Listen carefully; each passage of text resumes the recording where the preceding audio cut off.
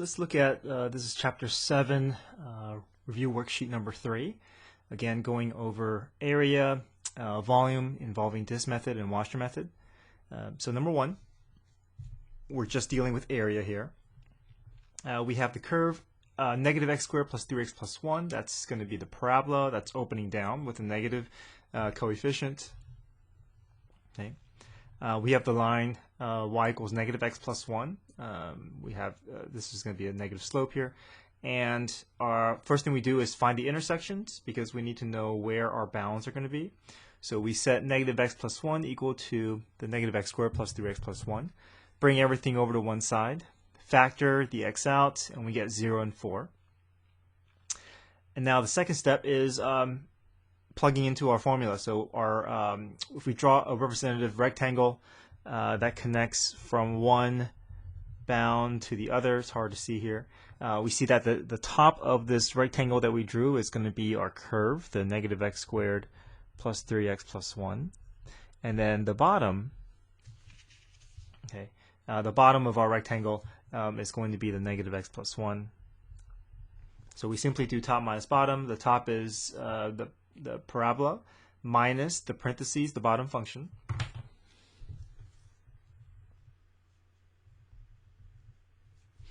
Put this here, top minus bottom.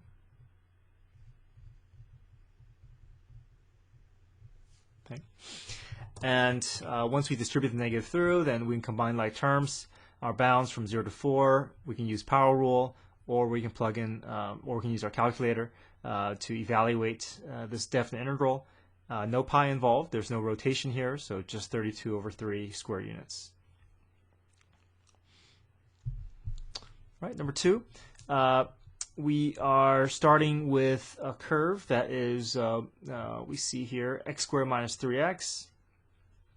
The line y equals 10.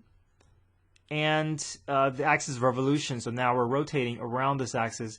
Notice the axis is up against the flat surface of the shaded region, so there's no gap, there's no hole. All we need is to go through this method.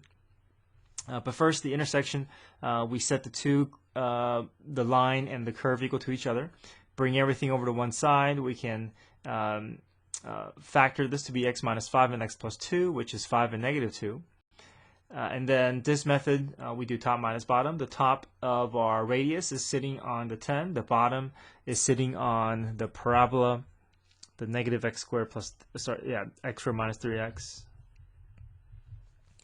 So we have 10 minus parentheses, x squared minus 3x. The parentheses are there to make sure that we don't forget about the distribution of the negative. Distribute the negative through, no like terms to combine. So our volume formula for this method is pi big radius squared. And our intersections are from negative 2 to 5. Plug in our calculator, leave the pi out of your calculator, and then attach that pi at the end of your answer.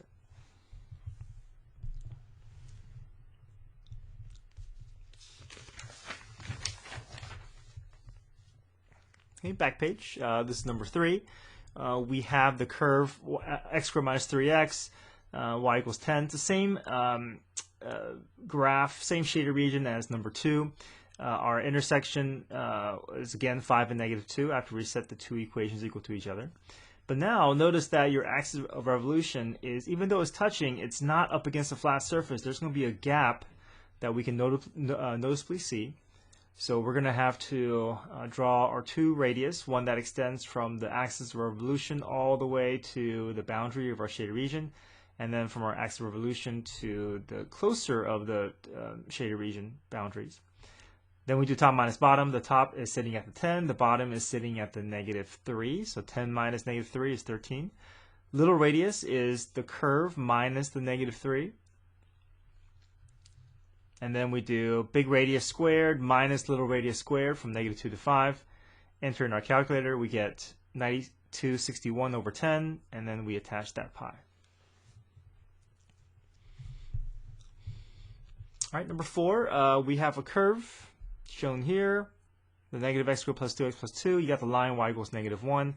Axis of revolution is around y equals 3. So we're spinning this, rotating this around this axis, even though it's touching, there's a gap that we can noticeably see. So we're going to have to draw two radius. Have to go through washer method. The intersection, though, we set the -1 linear graph equal to the negative x squared plus 2x plus 2. Bring everything over to one side. We solve for x. We get -1 and 3. Okay. We draw our radius, one that extends from the axis of revolution all the way to the furthest boundary. That's big radius. And little radius extends from the axis of revolution to the closer of the boundary. So we get top minus bottom, 3 minus the -1. That's big radius. Little radius is top minus bottom, the 3 minus the parentheses, negative x squared plus 2x plus 2.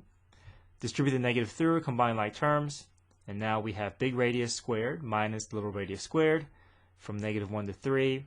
Enter in our calculator, and then attach pi at the end of our answer.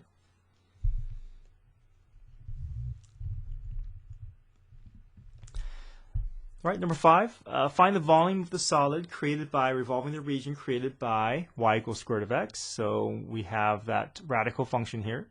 X equals 0, that's this boundary here. And y equals 4, this horizontal line. About the line y equals 4. So the axis of revolution is up against the flat surface of our shaded region. We draw our, there's no need for washer method. All we need is this method because we don't have any gaps separating the dotted line and the shaded region. So we do top minus bottom. Top is at the 4, the bottom is the root x. And then we can also find the intersections by setting the root x equal to 4. Solve for x, we get x equals 16. So we extend from 0 on the left to 16 on the right. Big radius squared, we can expand this out, use power rule, evaluate upper and lower bounds, or just enter all this in our calculator. We get 42.667, and then we attach the pi cubic units.